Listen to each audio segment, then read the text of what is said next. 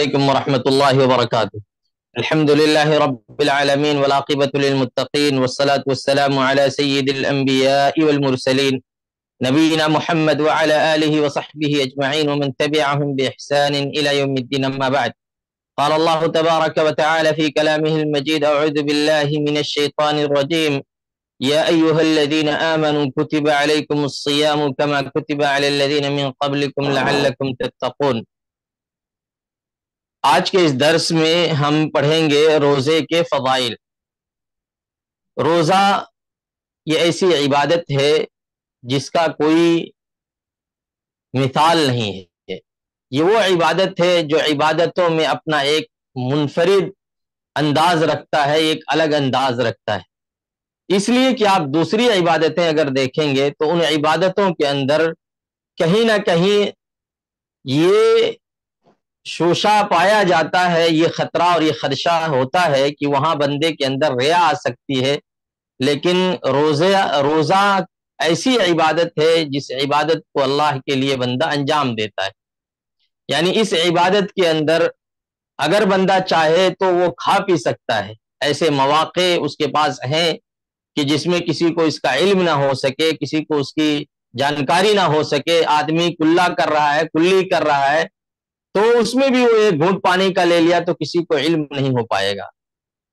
اسی لیے کہا گیا کہ روزے کی کوئی مثال نہیں ہے، ایسی عبادت ہے کہ اس کی طرح کوئی اور عبادت نہیں ہے، روزے جیسی کوئی اور عبادت نہیں ہے۔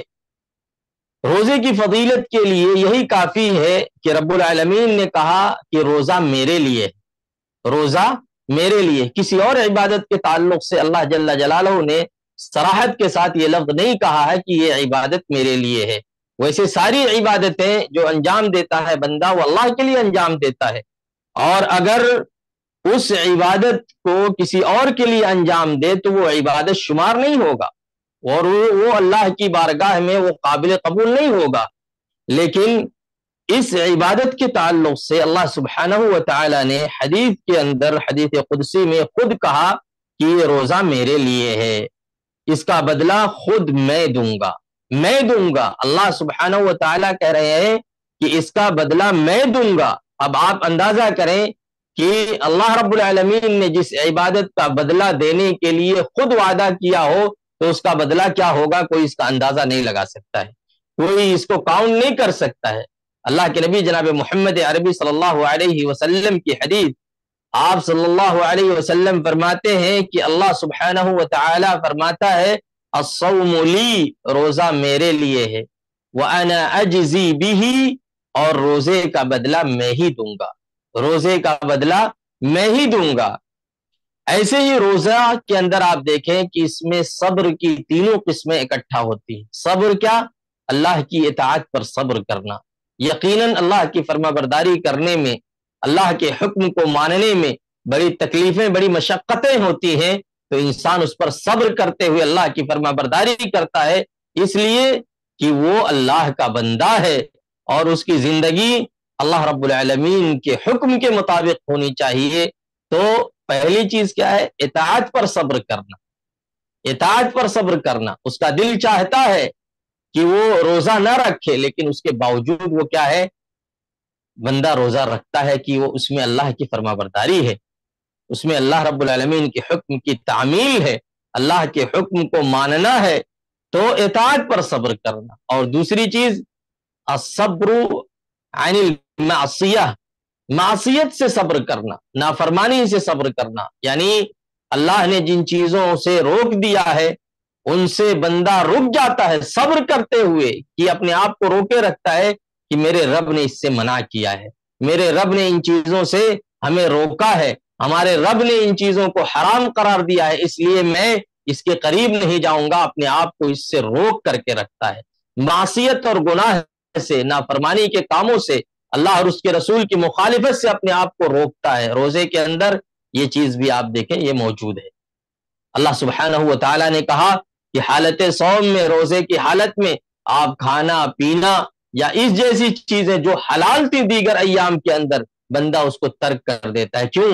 اللہ کی فرما برداری کرتے ہوئے، اور اس خوف سے کہ اگر اسے انجام دے گا تو اس سے اللہ کی معصیت ہوگی، اللہ کی نافرمانی ہوگی، اور دیگر چیزیں جو اللہ نے حرام قرار دی ہیں، جیسے غیبت ہے، چغلی ہے، چوری ہے، زنا ہے، فواحش ہے، منکرات ہیں، ان تمام چیزوں پر صبر کرتا ہے بندہ، اپنے آپ کو ان سے روک کر رکھتا ہے، ان چیزوں سے اپنے آپ کو دور رکھتا ہے۔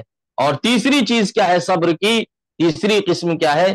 الصبر علی اقدار اللہ، اللہ کے فیصلوں پر صبر کرنا۔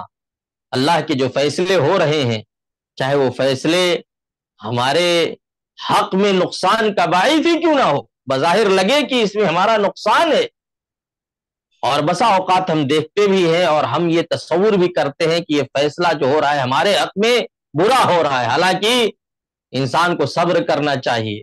فیصلہ اللہ کر رہا ہے، چاہے اچھائی ہو چاہے برائی ہو، ہم نہیں جانتے ہیں کہ بسا اوقات کسی فیصلے میں ہمارے لیے خیر ہوتا ہے، بھلائی ہوتا ہے، لیکن ہم سوچتے ہیں کہ اس میں ہمارے لیے شر ہے، برائی ہے، فساد ہے، نقصان ہے، حالانکہ اس میں فائدہ ہوتا ہے ہمارا۔ اللہ سبحانہ و تعالیٰ کے فیصلے ناحق نہیں ہوتے، اللہ کے فیصلے حکمت سے خالی نہیں ہوتے، گرچہ وہ ہمارے لیے بظاہر نقصان کا ذریعہ نظر آ رہا ہو۔ ایسا ان تکرہوا شیئا وہو خیر لکم، قرآن کریم میں اللہ نے فرمایا کہ کبھی ایسا بھی ہوتا ہے تم کچھ چیزوں کو ناپسند کرتے ہو، ایسا ان تکرہوا شیئا وہو خیر لکم، لیکن اس جس چیز کو تم ناپسند کر رہے ہو اس میں تمہارے لیے بہتری ہوتی ہے، تمہارے لیے بھلائی ہوتی ہے، تمہارے لیے خیر ہوتا ہے۔ اور ایسا ان تحبوا شیئا وہو شر لکم، بندہ کبھی کہتا ہے، سوچتا ہے کہ اس چیز میں میرے لیے بھلائی ہے، یہ چیز میرے لیے خیر کا باعث ہے، خیر کا ذریعہ ہے، خیر کا سبب ہے، لیکن وہ چیز اس کے لیے برائی ہوتی ہے، اس میں اس کے لیے نقصان ہوتا ہے، خسارہ ہوتا ہے، شر ہوتا ہے۔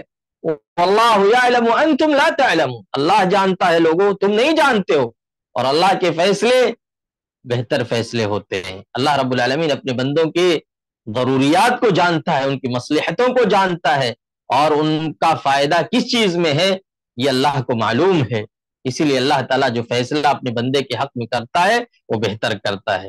تو صبر کے اندر یہ تینوں چیزیں کیا ہے؟ اکٹھا ہوتی ہیں۔ یہ صبر کی یہ روزے کے اندر یہ صبر کی تینوں قسمیں اکٹھا ہوتی ہیں۔ یہ ایک کیا ہے؟ روزے کی فضیلت ہے۔ روزہ یہ قیامت کے دن روزے دار کے لیے سفارش بن کر کے آئے گا، سفارش کرے گا، سفارش کرے گا قیامت کے دن۔ ہم سب کو سفارش کی ضرورت ہوگی، کوئی ایسا شخص نہیں ہے جو یہ کہہ سکے کہ نہیں مجھے کوئی ضرورت نہیں ہے۔ قیامت کا منظر آپ دیکھیں، اور قیامت کے تعلق سے اللہ رب العالمین نے اپنی کتاب قرآن مجید میں، اور اللہ کے نبی جناب محمد عربی صلی اللہ علیہ وسلم نے اپنی صحیح احادیث کے اندر جو اس کا منظر نامہ پیش کیا ہے، اور اس کی جو حولناکیاں بیان کی ہیں، اس کے ضمن میں اگر ہم دیکھیں تو ہم سب کو ضرورت ہے۔ اور یہ روزہ اپنے رکھنے والوں کے لیے کل قیامت کے دن سفارشی بن کر کے آئے گا، اور کہے گا اللہ معاف کر دے اس کو، اللہ اسے بخش دے۔ بہرحال ایسے ہی روزہ یہ گناہوں کا کفارہ ہے، گناہوں کا کفارہ ہے، گناہوں کو معاف کر دیتا ہے، گناہوں کو ختم کر دیتا ہے۔ من صام رمضان ایمانا واحتسابا غفر له ما تقدم من ذنبه، یہ حدیث ہم نے پڑھی ہے۔ اللہ کے نبی صلی اللہ علیہ وسلم فرماتے ہیں جو شخص رمضان المبارک کے روزے، یا جو شخص روزہ رکھے، من صام رمضان رمضان، جس نے ایمان و احتسابا، ایمان کے ساتھ اور اجر و ثواب کی امید کے ساتھ روزہ رکھتا ہے، اللہ کے نبی فرماتے ہیں غفر له ما تقدم من ذنبه، تو اس کے جو گناہ ہیں، جو گناہ اس نے پہلے کیے ہیں، اللہ تعالیٰ اس کے گناہوں کو معاف کر دیتا ہے، اس کی غلطیوں کو معاف کر دیتا ہے۔ صغائر کی بات ہے، کبائر کے لیے توبہ شرط ہے، علماء نے جیسا کہ بیان کیا ہے۔ بہرحال ایسے ہی روزے کی فضیلت یہ ہے کہ روزہ ڈھال ہے، الصوم جنۃ، اللہ کے نبی نے فرمایا روزہ یہ ڈھال ہے، بچاؤ کرتا ہے، دفاع کرتا ہے، ڈیفینس، جہنم سے دفاع کرے گا، جہنم سے بچائے گا۔ جیسے آپ دیکھیں کہ ڈھال جو ہوتا ہے جنگ کے اندر، جنگجو کیا ہے اس سے اپنا ڈیفینس کرتا ہے، اپنی حفاظت کے لیے اسے یوز کرتا ہے، استعمال کرتا ہے۔ تو اللہ کے نبی صلی اللہ علیہ وسلم نے فرمایا کہ یہ صوم جو ہے، یہ روزہ یہ ڈھال ہے، یہ کیا ہے؟ ڈھال ہے اور جہنم سے دفاع اور بچاؤ کا ذریعہ ہے۔ کثرت سے روزہ رکھنا یہ جنت میں داخلے کا سبب ہے۔ روزہ یہ آپ کو کہاں لے جائے گا؟ جنت میں لے جائے گا۔ روزہ ان اعمال میں سے ہے جس پر اللہ رب العالمین نے بخشش اور اجر عظیم کا وعدہ کیا۔ بہت بڑا بدلہ اور بہت بڑا ثواب اللہ تعالیٰ نے روزے میں رکھا ہے۔ اور روزے دار کے منہ سے جو بو نکلتی ہے روزے دار کے، صائم کے روزے کی حالت میں، اللہ کے نبی صلی اللہ علیہ وسلم کی حدیث کی روشنی میں وہ مشک کی خوشبو سے بھی زیادہ کیا ہے؟ بہتر ہے۔ مشک کی خوشبو یہ سب سے عمدہ اور سب سے پیاری اور سب سے افضل خوشبو تصور کی جاتی ہے، لیکن اللہ کے نزدیک وہ بو جو ایک روزے دار کے منہ سے نکلتی ہے وہ اس سے کہیں زیادہ افضل اور بہتر ہے۔ روزہ کیوں فرض کیا اللہ نے؟ روزے کی فرضیت کی حکمت کیا ہے؟ آپ دیکھیں کہ ہر وہ شخص جس کے پاس عقل ہے، اللہ سبحانہ و تعالیٰ نے سوچنے سمجھنے کی صلاحیت دی ہے، فکر سلیم ہے، صحیح سوچ رکھتا ہے، وہ روزے کے فضائل کا انکار نہیں کر سکتا، روزے کے فوائد کا انکار نہیں کر سکتا، روزے کے جو بینیفٹ ہیں اس کا وہ انکار نہیں کر سکتا ہے، اور اس میں جو حکمتیں ہیں، اس میں جو مصلحتیں ہیں، جو خیر اور بھلائیاں اللہ نے رکھی ہیں، اس کا بھی انکار نہیں کر سکتا، اس کا بھی انکار نہیں کر سکتا، کیونکہ اللہ رب العالمین کا کوئی بھی حکم اللہ کا مصلحت سے خالی نہیں ہے۔ اللہ نے اگر کوئی عبادت اپنے بندوں پر فرض کی ہے تو اس میں بہت ساری حکمتیں، بہت ساری مصلحتیں، بہت سارے خیر اور بھلائیاں اس میں پوشیدہ ہوتی ہیں، چاہے ہمیں اس کا علم ہو یا نہ ہو۔ اللہ سبحانہ و تعالی نے رمضان کے روزے بھی انہی حکمتوں اور مصلحتوں کے تحت اپنے بندوں پر فرض کیا ہے، تاکہ بندے اس پورے مہینے کے اندر اللہ کی عبادت و بندگی کر کے اپنی پوری زندگی میں اللہ کی اطاعت کو لازم پکڑ لیں اور اپنے آپ کو جنت کا مستحق بنوا سکیں، اپنے آپ کو جنت میں داخلہ دلا سکیں اور جہنم سے نجات پا سکیں، جہنم سے دوری پا سکیں۔ بہرحال اس کی حکمتیں آپ دیکھیں، پہلی حکمت جو اللہ نے بیان کی، لعلکم تتقون، تاکہ تم متقی بن جاؤ۔ متقی کسے کہتے ہیں؟ تقوی یہ کیا ہے؟ تقوی اگر آپ لفظ سے دیکھیں تو یہ وقایہ سے ہے۔ وقایہ یعنی حاجز کے، پردے کے، دیوار کے۔ بندہ اپنے آپ کو اللہ رب العالمین کی معصیت سے، اللہ کی نافرمانی سے، اللہ کے خوف سے بچا لے جائے۔ اللہ کا جو خوف ہے، اللہ کا ڈر جو ہے وہ بیچ میں حائل ہو جائے، اور جیسے وہ گناہ کرنے کا ارادہ کرے فوراً اللہ کا خوف آ جائے اور بندہ اپنے آپ کو اس گناہ سے دور کر لے جائے۔ یہ وقایہ ہے، بچانا ہے اپنے آپ کو۔ اور یہ کیسے ہوگا؟ اللہ کی اطاعت کر کے، اللہ کی فرما برداری کر کے، اللہ کے حکم کو مان کر کے، اور اللہ کی معصیت، نافرمانی، گناہ اور حرام چیزوں کو چھوڑ کر کے بندہ کیا ہے؟ اپنے آپ کو اللہ کے عذاب سے بچا سکتا ہے، اللہ کے عذاب سے بچا سکتا ہے۔ اور تقوی کی ایک تعریف جو حضرت علی نے کی تھی اور کہا تھا، التقوی الخوف من الجلیل، تقوی اللہ رب العالمین سے ڈرنے کا نام ہے، تقوی اللہ سے ڈرنے کا نام ہے۔ اللہ سے ڈرنا کیا ہے؟ کہ بندہ کہیں بھی ہو، کس بھی حالت میں ہو، کسی بھی کنڈیشن میں ہو، کیفیت میں ہو، اسے اس بات کا ڈر ہو کہ میرا رب مجھے دیکھ رہا ہے، میں رب العالمین کی نظروں میں ہوں، میں اللہ رب العالمین کی نظر سے غائب نہیں ہو سکتا، اللہ تعالیٰ کے علم میں ہوں، اللہ رب العالمین جانتا ہے میں کیا کر رہا ہوں۔ یہ تقوی کہلاتا ہے، اس کو تقوی کہتے ہیں۔ یہ احساس ہونا چاہیے بندے کو، تاکہ جب بھی کوئی عمل کرے، جب بھی کوئی کام کرے تو اسے احساس ہو کہ میں رب العالمین کی نظر میں ہوں، میرا رب مجھے دیکھ رہا ہے، اللہ کے فرشتے بیٹھے ہوئے ہیں، کرامن کاتبین ہیں، اللہ کے فرشتے نوٹ کر رہے ہیں، تحریر ہو رہی ہے، میری ہر چیزیں، میری ہر ادائیں، میرے ہر جملے لکھے جا رہے ہیں، میرا کوئی سینٹینس ایسا نہیں ہے جو نوٹ نہ ہو رہا ہو۔ کل قیامت کے دن یہی نوٹ ہمارے سامنے پیش کیا جائے گا۔ قیامت کے دن اللہ رب العالمین یہی دفتر جو فرشتے نوٹ کر رہے ہیں، رجسٹر جو فرشتے تیار کر رہے ہیں، کل قیامت کے دن یہ مجھے پیش کیا جائے گا۔ یہ احساس ہو بندے کو، اللہ کا خوف ہو.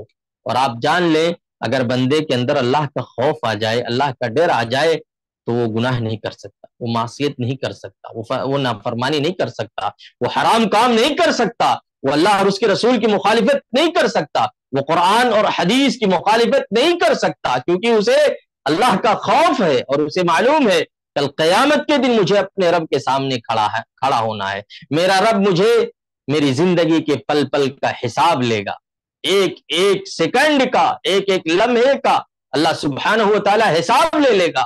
اور جب تک بندہ حساب نہیں دے دے وہ اس کے قدم ہل نہیں سکتے ہیں. اللہ رب العالمین کے اس ملاقات کا اسے احساس ہونا چاہیے کہ مجھے اللہ کے سامنے کھڑا ہونا ہے. حدیث کے الفاظ ہیں، اللہ کے نبی صلی اللہ علیہ وسلم فرماتے ہیں ما منکم من احد الا سیکلمہ رب، تم میں سے کوئی ایسا شخص نہیں ہے مگر اس کا رب اس سے گفتگو کرے گا، کلام کرے گا، بات کرے گا. کل قیامت کے دن رب کے سامنے کھڑے ہو کر کے ہم میں سے ہر ایک کو گفتگو کرنی ہے، بات کرنی ہے.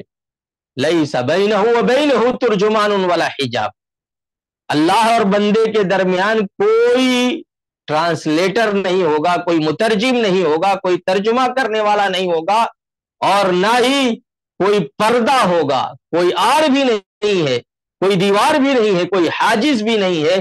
سامنے سامنے اللہ کے کھڑے ہو کر کے بات کرنا ہے. اللہ اکبر ہو تو بتاؤ وہ گناہ کر سکتا ہے، وہ غلطی کر سکتا ہے، وہ کبھی بھی گناہ کے قریب نہیں جائے گا، کیونکہ اس کو معلوم ہے مجھے رب کے سامنے کھڑا ہونا ہے، مجھے رب کے سامنے کھڑا ہونا ہے. رب العالمین کی طرف سے نگراں متعین ہے، فرشتے نوٹ کر رہے ہیں. ما یلفظ من قول الا لدیہ رقیب عتید، جو بھی لفظ بندہ ادا کر رہا ہے وہ لفظ کیا ہے، اسے کور کرنے والے لوگ ہیں، اسے کیش کر رہے ہیں، نوٹ کر رہے ہیں. اور کل قیامت کے دن رب العالمین اسی اعتبار سے ہم کو بدلہ دے گا. قیامت کے دن ہم کو جو بدلہ ملنے والا ہے ہمارے ان کرتوتوں اور ہمارے ان اعمال کا بدلہ ملنے والا ہے. یہ احساس ہو، یہ بندے کو کیا ہو، احساس ہونا چاہیے. اور دوسرا کیا کہا، الخوف من الجلیل، الخوف من الجلیل والعمل بالتنزیل.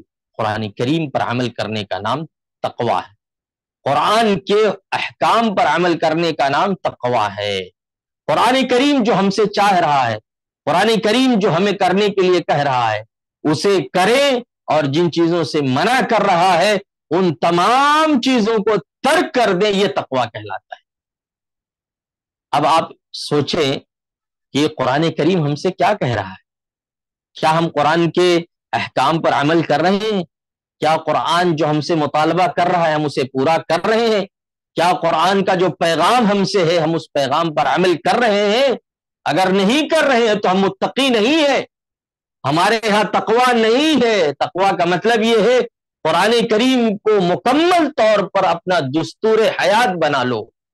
زندگی جینے کا اگر گائیڈ لائنس ہے کوئی تو قرآن ہے، قرآن ہی کی رہنمائی میں آپ زندگی گزارو، تب جا کے آپ متقی کہلاؤ. والعمل بالتنزیل، اللہ نے قرآن کو اسی لیے نازل کیا تھا کہ انسان اسے اپنی زندگی میں دستور کے طور پر اپنا لے، قانون اسے اپنا لے، اسے بنا لے، اور اسی قانون کی روشنی میں اپنی زندگی گزارے. العمل بالتنزیل، بہت بڑی بات کہی ہے. تقویٰ یہ داخل ہے اس کے اندر، تقویٰ زبان سے کہنے سے تقویٰ نہیں آتا ہے. اللہ کے نبی نے کہا تھا التقویٰ ہا ہونا، التقویٰ ہا ہونا. آپ نے 3 مرتبہ اپنے دل کی طرف اشارہ کر کے، اپنے سینے کی طرف اشارہ کر کے کہا تقویٰ یہاں ہے، تقویٰ یہاں ہے. تقویٰ دل میں ہوتا ہے، خوف الہی دل میں ہے. سامنے آدمی کتنا ہی پیارا لباس کیوں نہ پہن لے، کتنا ہی اچھا اور عمدہ لباس کیوں نہ پہن لے، وہ متقی نہیں کہلاتا ہے. لباس، کسی شاعر نے کہا تھا لباس پارسائی سے شرافت آ نہیں سکتی، شرافت نفس میں ہوگی تو انسان پارسا ہوگا. دل میں تقویٰ ہونا چاہیے، کیونکہ محل تقویٰ کیا ہے، وہ دل ہے. محل تقویٰ، تقویٰ کی جگہ کیا ہے، وہ دل ہے، یہ لباس نہیں ہے. لباس تقویٰ کی پہچان نہیں ہے، تقویٰ کا محل کیا ہے، وہ دل ہے. دل کے اندر تقویٰ. اسی لیے اللہ کے نبی کہتے تھے، اللہ سے دعائیں کرتے تھے اللہم آت نفسی تقواہا، اے اللہ میرے دل کو تقویٰ دے دے. تقویٰ عنایت کر دے۔ امام الانبیاء دعا کر رہے ہیں، آپ سے بڑا متقی کائنات میں کوئی نہیں آیا، آپ امام المتقین ہیں، متقیوں کے سردار ہیں اللہ کے نبی، اور دعا کر رہے ہیں کہ رب العالمین ہمیں تقویٰ دے دے، ہمارے دل کو تقویٰ دے دے۔ بہرحال آگے حضرت علی رضی اللہ عنہ نے تقویٰ کی تعریف کرتے ہوئے کہا والقناعۃ بالقلیل، قناعت بالقلیل، قناعت پسندی ہونی چاہیے۔ جو کچھ بھی اللہ رزق دے رہا ہے بندہ اس پر اپنی خوشی کا اظہار کرے، اس پر راضی ہو، اسے ایکسپٹ کرے، شکوہ نہ کرے کہ مجھے اتنا مل رہا ہے، فلاں کو اتنا مل رہا ہے۔ کیوں؟ متقی انسان شکوہ نہیں کرتا، اللہ نے اس کی قسمت میں جو لکھا ہے وہ روزی اسے مل رہی ہے اور اس پر وہ خوش ہے، اس پر راضی ہے، اس پر کیا ہے، قانع ہے، مطمئن ہے، اسے ایکسپٹ کر رہا ہے کہ میرا رب دے رہا ہے مجھے، اللہ کی مرضی اتنی تھی اس لیے مجھے اتنا ہی دے رہا ہے، مجھے کوئی شکوہ نہیں ہے، مجھے کوئی گلہ نہیں ہے، مجھے اللہ سے کوئی شکوہ نہیں ہے۔ یہ ایک متقی کی صفت اور پہچان ہے، اس کو کہتے ہیں القناعۃ بالقلیل، تھوڑا مل رہا ہے پھر بھی کیا ہے، مطمئن ہے، شکوہ نہیں کر رہا ہے۔ آج تو دیکھیں آپ، اللہ تعالیٰ نے دیا ہے، کھا رہے ہیں، پی رہے ہیں، ٹھاٹ سے رہ رہے ہیں، اس کے باوجود بھی کہتے ارے کیا، کچھ بھی نہیں، کچھ بھی نہیں ہے، کیا کرے، پریشانی ہی پریشانی ہے، تکلیف۔ اللہ کے بندو، اللہ نے جو کچھ دیا ہے اس پر رضا کا اظہار کرو، خوشی کا اظہار کرو۔ اللہ رب العالمین آپ کی قسمت کی روزی آپ کو دے رہا ہے، اللہ نے ہماری قسمت میں جتنا لکھا ہے وہ ہم کو دے رہا ہے۔ اگر ہم کہیں بھی رہیں ہماری قسمت کی روزی ہمیں مل کر کے رہے گی، لیکن یہ ہے کہ اسباب اختیار کرنا ہے آپ کو، روزی کے جو اسباب ہیں اسے اختیار کیجئے۔ اب جو بھی مل رہا ہے اس پر آپ خوشی کا اظہار کیجئے، آپ اس پر، اور دنیا کا ایک اصول اللہ کے نبی صلی اللہ علیہ وسلم نے کہا دنیا کے اعتبار سے اگر آپ کو دیکھنا ہے تو آپ کیا ہے، اپنے سے کمتر کو دیکھو۔ کتنے ایسے لوگ ہیں جن کے پاس کھانے کے لیے نہیں ہے، پہننے کے لیے نہیں ہے، پریشان ہے، ایک وقت کی روٹی نہیں ہے، آپ ان کو دیکھو اور اپنے آپ کو دیکھو۔ لا تنظروا الى من هو فوقكم، تم سے جو اوپر ہے ان کو مت دیکھو، جو گاڑیوں سے چل رہے ہیں، مرسڈیز سے چل رہے ہیں، بی ایم ڈبلیو استعمال کریں، آپ ان کو مت دیکھو، آپ سے نیچے جو لوگ ہیں ان کو دیکھو، ان کی کنڈیشن اور کیفیت کیا ہے۔ کیونکہ اگر آپ اوپر والے کو دیکھو گے تو اللہ کی نعمتوں کا انکار کر جاؤ گے، کہو گے کہ اللہ نے اس کو اتنا دیا ہے، مجھ کو کیوں نہیں دیا۔ یہ لوگوں کا یہ مسئلہ آتا ہے۔ اللہ کے نبی نے کہا نہیں، آپ بڑوں کو مت دیکھو، جن کو اللہ نے دولت سے نوازا ہے ان کی طرف مت دیکھو۔ وانظر الى من هو اسفل منكم، تم سے نیچے جو شخص ہے اس کو دیکھو کہ اس کے ہاں کھانے کے لیے نہیں ہے، پریشان ہے، تکلیفوں میں، مصیبتوں سے گھرا ہوا ہے۔ اللہ نے تم کو صحت و تندرستی دی ہے، مال و دولت دی ہے، اولاد کی نعمت سے نوازا ہے، بیوی دی ہے، بچے دیے ہیں، گھر دیا ہے، گاڑی دیا ہے، اتنی بڑی نعمت اللہ نے دی ہے، اور اپنے سے نیچے والوں کو دیکھو اللہ نے ان کو کن کن نعمتوں سے محروم رکھا ہے۔ یہ تقویٰ کہلاتا ہے۔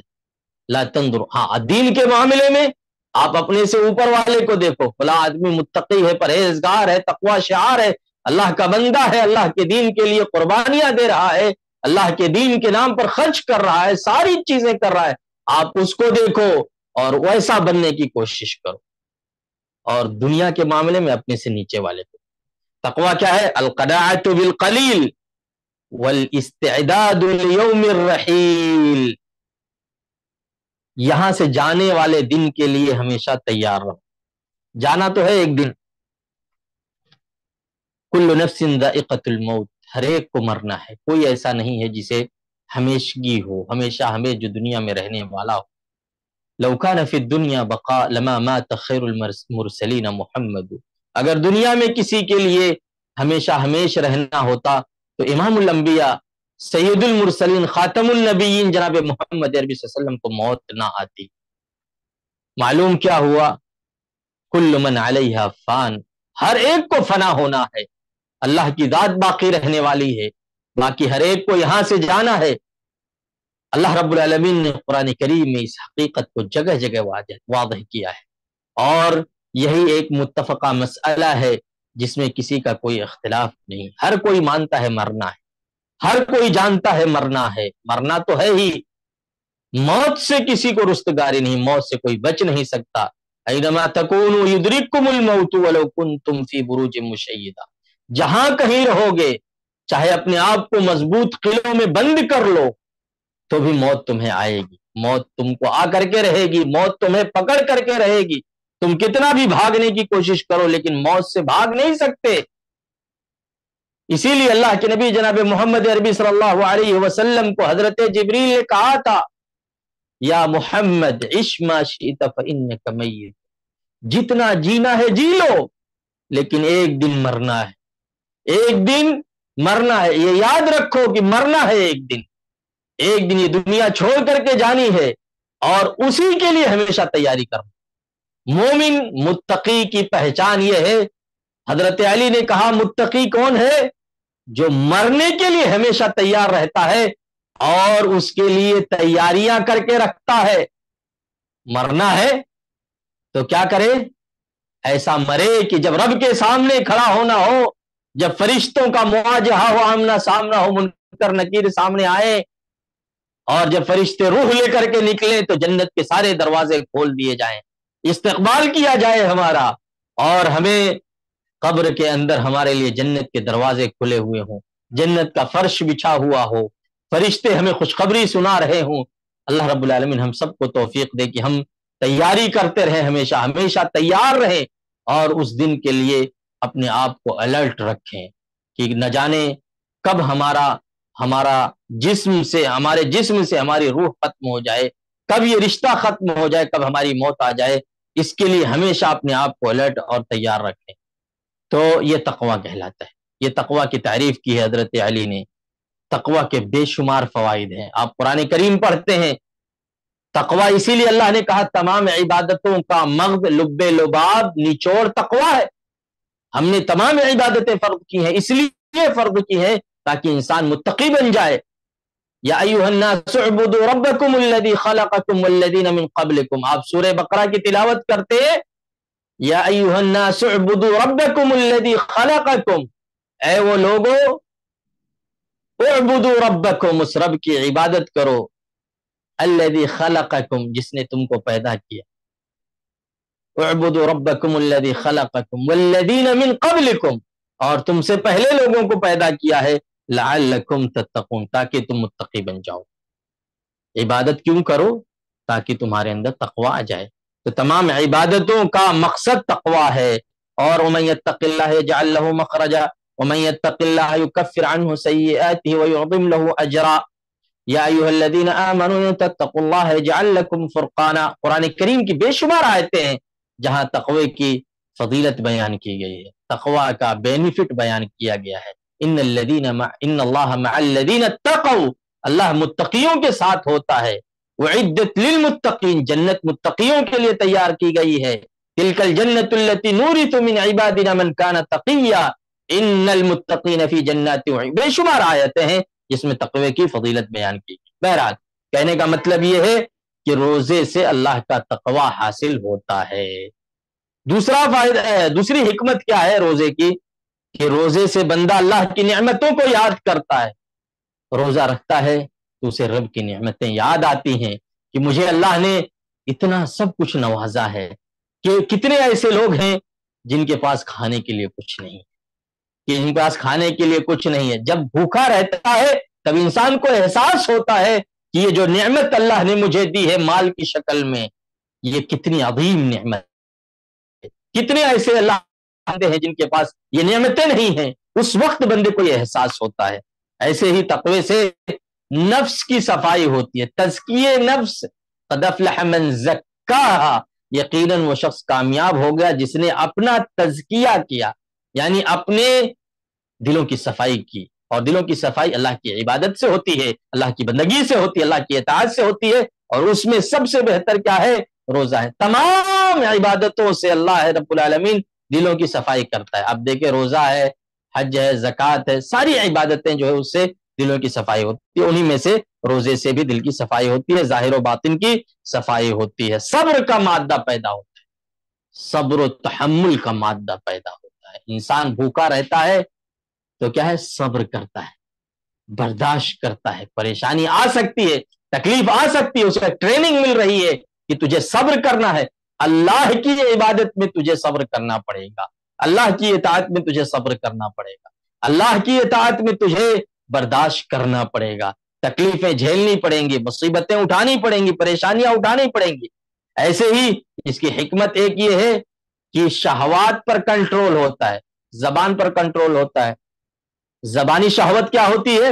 انسان کھائے پیے مزے لے اڑائے تو کیا ہے؟ زبان پر کنٹرول ہے، نہیں کھاتا پیتا ہے، غلط بات نہیں کرتا ہے، چوری کی باتیں نہیں کرتا ہے، اور ایسے ہی فحش باتیں نہیں کرتا ہے، گندی گفتگو نہیں کرتا ہے، غیبت چغلی نہیں کرتا ہے۔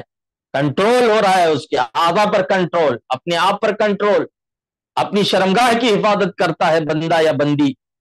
اور یہ بہت بڑا ذریعہ ہے شہوات کو کنٹرول کرنے کا۔ آپ نے سنی ہوگی وہ حدیث، اللہ کے نبی نے فرمایا یا معشر الشباب من استطاع منکم الباءۃ فلیتزوج فانہ اغض للبصر واحسن للفرج۔ اے نوجوانوں کی جماعت، تم میں سے جو آدمی شادی کی طاقت رکھتا ہو اسے چاہیے کہ شادی کر لے، کیونکہ اس سے نگاہیں پست ہو جاتی ہیں اور شرمگاہ کی حفاظت ہوتی ہے۔ فمن لم یستطع، جس کے پاس طاقت نہیں ہے، یعنی نان و نفقہ نہیں دے سکتا ہے، بیوی بچوں کا خرچ نہیں اٹھا سکتا ہے، ابھی شادی نہیں کر سکتا ہے، اللہ کے نبی نے کہا فعلیہ بالصوم، تو اسے چاہیے روزہ رکھے۔ کیا کرے؟ روزہ رکھے، کیونکہ روزہ رکھنے سے اس کی شہوتیں کنٹرول ہو جائیں گی، شہوتوں پر کنٹرول ہو جائے گا اور اس کی نگاہیں نیچی ہو جائیں گی۔ تو یہ بھی کیا ہے؟ ذریعہ ہے۔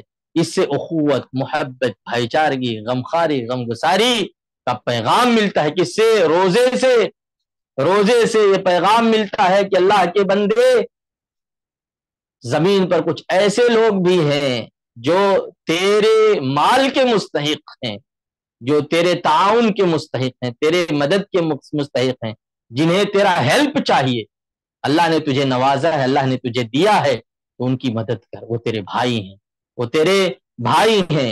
اخوت کا پیغام ملتا ہے، بھائی چارگی کا پیغام ملتا ہے، اور مسلمان مسلمان کا بھائی ہے، غمخوار ہے، مسلمان کا مددگار ہے، مسلمان کو ایک عمارت کے مانند اللہ کے نبی صلی اللہ علیہ وسلم نے کہا کہ مسلمانوں کی مثال آپس میں محبت میں، اخوت میں، بھائی چارگی میں، ہمدردی میں ایک عمارت جیسے ہیں۔ یہ سب ایک دوسرے سے مل کر کے اس کو مضبوطی ہوتی ہے، جیسے عمارت کی اینٹیں ایک دوسرے سے مل کر کے ایک دوسرے کو تقویت اور مضبوطی فراہم کرتی ہیں، پہنچاتی ہیں، ایسے ہی ایک مسلمان دوسرے مسلمان سے مل کر کے مضبوطی فراہم کرتا ہے۔ اکیلا تنہا بے بس مجبور نہیں چھوڑتا ہے، اسے اس کا تعاون کرتا ہے، اس کی مدد کرتا ہے، اس کو سپورٹ کرتا ہے، اس کے لیے ہر طرح سے تیار رہتا ہے، اسے ذلیل نہیں کرتا، اسے رسوا نہیں کرتا، اس کی عزت و آبرو سے کھلواڑ نہیں کرتا، اور نہ ہی اسے حقیر اور کمتر سمجھتا ہے۔ یہ ساری تعلیمات ہم کو رمضان المبارک سے ملتے ہیں۔ رمضان کا یہ سب پیغام ہے، یہ میسیجز ہیں رمضان المبارک کے، اور یہ حکمتیں ہیں رمضان کے روزے کی فرضیت کے۔ ایسے ہی رمضان کے مہینے کی کچھ خصوصیات ہیں، اور ان خصوصیات کو آپ دیکھیں کہ یہ مہینہ قرآن کے نزول کا مہینہ ہے۔ سب سے بڑی خاصیت یہ ہے کہ یہ شہر القرآن ہے، شہر رمضان الذی انزل فیہ القرآن، رمضان کا مہینہ ہے جس میں قرآن کریم نازل کیا گیا، قرآن کریم کا نزول ہوا ہے۔ قرآن کریم کا اور دیگر آسمانی کتابیں اگر آپ دیکھیں تو حدیث کی روشنی میں یہ معلوم ہوتا ہے کہ اللہ سبحانہ و تعالی نے جتنی کتابیں آسمان سے نازل کی ہیں سب کو اسی رمضان کے مہینے میں نازل کیا ہے۔ تو یہ فضیلت ہے رمضان کی، یہ رمضان کی خاصیت ہے، یہ رمضان کا ایک اپنا پہچان ہے کہ اس مہینے کو اللہ نے سلیکٹ کیا تھا کتابوں کے نزول کے لیے۔ اس مہینے کی ایک خاصیت یہ ہے کہ جنت کے دروازے کھول دیے جاتے ہیں، تمام دروازے، جنت کے تمام دروازے کھول دیے جاتے ہیں، جہنم کے تمام دروازے بند کر دیے جاتے ہیں۔ اللہ سبحانہ و تعالی شیاطین کو بند کر دیتا ہے، قید کر دیتا ہے، اور اسی مہینے میں ایک آواز لگانے والا آواز لگاتا ہے، یا باغی الخیر اقبل، اے خیر کے تلاش کرنے والے آگے بڑھتا جا، اے خیر کے چاہنے والے آگے بڑھتا جا، ویا باغی الشر اقصر، اور اے شر کے کرنے والے، اے برائی کے کرنے والے رک جا، برائی کو چھوڑ دے، برائی کو ترک کر دے، برائی کو ترک کر دے، توبہ کر لے برائی سے۔ یہ آواز لگانے والا آواز لگاتا ہے۔ اس مہینے کی خاصیت یہ ہے کہ اللہ نے اس مہینے میں قیام اللیل، جس کو ہم تراویح کی نماز کہتے ہیں، تراویح کی نماز کو اللہ نے رب العالمین نے مشروع قرار دیا ہے، جائز قرار دیا ہے، مسنون قرار دیا ہے۔ اس مہینے میں عمرہ کا ثواب حج کے برابر ملتا ہے۔ اس مہینے میں ایک رات ایسی ہے جو رات 1000 مہینوں کی راتوں سے بہتر ہے، جسے ہم اور آپ شب قدر کہتے ہیں، قدر والی رات کہتے ہیں۔ یہ اس مہینے کی خصوصیت ہے، اس مہینے کی یہ خاص پہچان ہے کہ اللہ رب العالمین نے اس مہینے کو یہ سارے فضائل دیے ہیں، اور اس مہینے کی یہ ساری خصوصیات اور امتیازات رکھے ہیں۔ بہرحال آج کے درس کے لیے اتنا کافی ہے۔ انشاءاللہ تعالی کل کے درس میں ہم آگے پڑھیں گے۔ اللہ سے دعا کرتے ہیں کہ رب العالمین ہمیں کہنے اور سننے سے زیادہ عمل کی توفیق دے۔ رب العالمین ہمیں رمضان کا یہ بابرکت مہینہ نصیب فرما، اور ہمیں اس کی بابرکت گھڑیوں سے زیادہ استفادے کی توفیق دے۔ رب العالمین ہمیں اس کے مسائل کو سمجھنے اور اس کے مطابق عمل کرنے کی توفیق دے۔ اقول قولی هذا واستغفر الله لي ولكم ولسائر المسلمين من كل ذنب فاستغفروه انه هو الغفور الرحيم۔ السلام علیکم ورحمۃ اللہ وبرکاتہ۔ وعلیکم السلام۔